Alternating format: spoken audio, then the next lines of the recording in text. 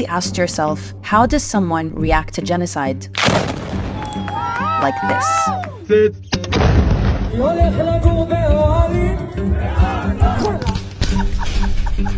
Your baby's here. The answer is they've been conditioned to, and it starts in their education system. Here are 3 examples of how Israel teaches the dehumanization of Palestinians. According to this Israeli professor's research, Israeli textbooks show Palestinians, or Arabs as they're called, as caricatures of primitive farmers, hordes of refugees, or they're masked and painted as terrorists. You cannot find one photograph of a human being who is a Palestinian. And it might explain how you end up with videos like this. We need to kill Arabs.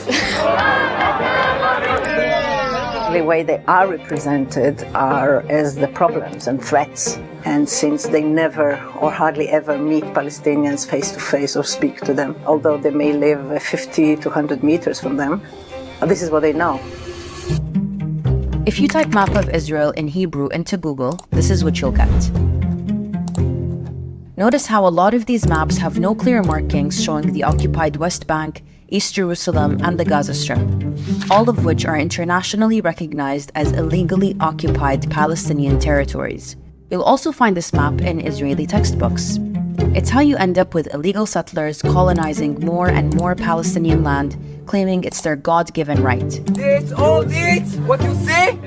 It's belong to Israel. And it's how you end up with scenes like this. You have this necklace? That's Palestine, yeah.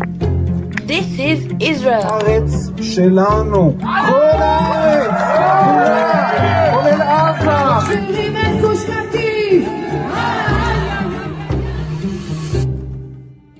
Students in Israel are taught about the Holocaust starting in nursery school all the way to the 12th grade. Part of that learning is looking at horrifying images, or exercises that encourage students to put themselves in the shoes of the victims and relate to the experience.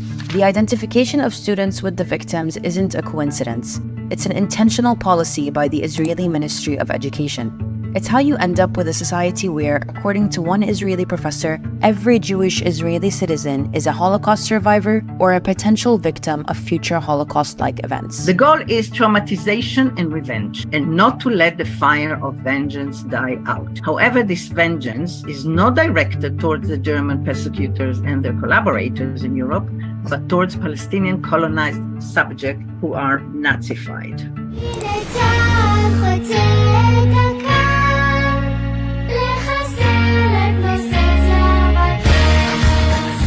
The fact that Palestinians had nothing to do with the Holocaust and that they are the ones currently being exterminated seems to be irrelevant. With this weaponization of the Holocaust, Zionism isn't seen for the settler colonial racist ideology that it is, but as the savior of the Jewish people.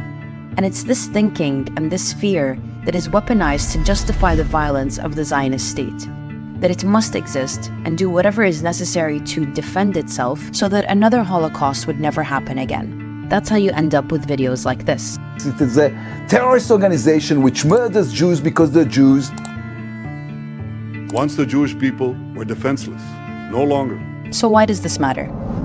Israelis spend 12 years in this education system, teaching them to dehumanize Palestinians and see them as people looking to eliminate Jews, not an oppressed, colonized people looking for freedom. And once they graduate, most Jewish Israelis will go straight to the military to do their 2 to 3 years of mandatory service, where they become the front lines of apartheid and occupation. That's how we end up with videos like this.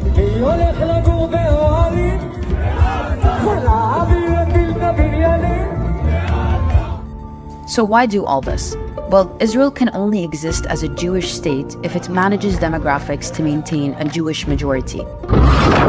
And it does so by displacing, imprisoning, and murdering Palestinians routinely.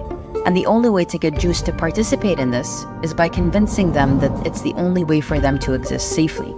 Seeing Palestinians as people who want to live in peace and be free doesn't fit into that plan. Subscribe for more and support us on Patreon.